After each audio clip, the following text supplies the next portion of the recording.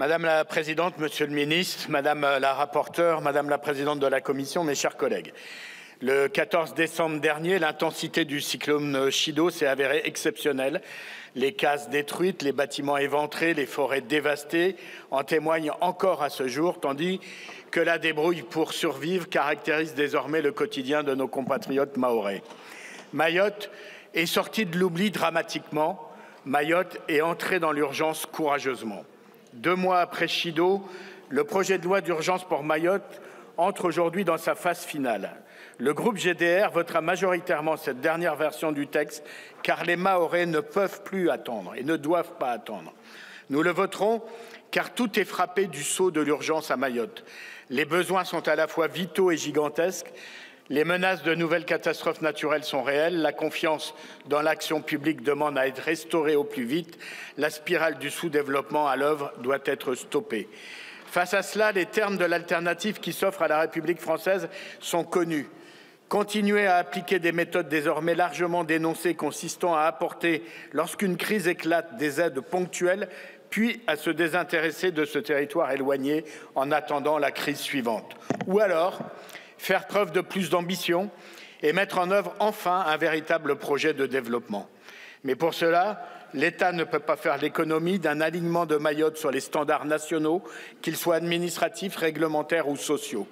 L'introduction au sein de ce texte de loi d'une mesure prévoyant la remise au Parlement d'un rapport sur les disparités persistantes entre les montants des prestations sociales versées à Mayotte et celles versées dans l'Hexagone nous semble être un premier pas dans cette direction, comme la loi annoncée par le ministre pour les prochains mois.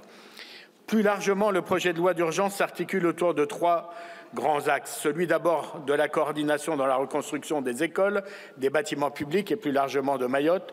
Notons que les élus mahorais privilégient quant à eux le terme éloquent de refondation. Celui ensuite de l'adaptation des règles d'urbanisme et de construction, celui enfin des mesures en faveur de la population de Mayotte.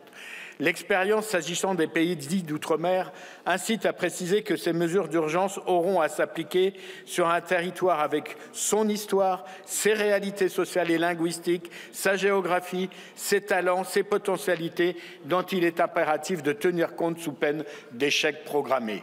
S'agissant de l'assouplissement des règles d'urbanisme et de la commande publique, malgré quelques garde-fous, nos inquiétudes restent actuelles, surtout en ce qui concerne le respect des normes sismiques et cycloniques, conditions indispensables d'une refondation pérenne.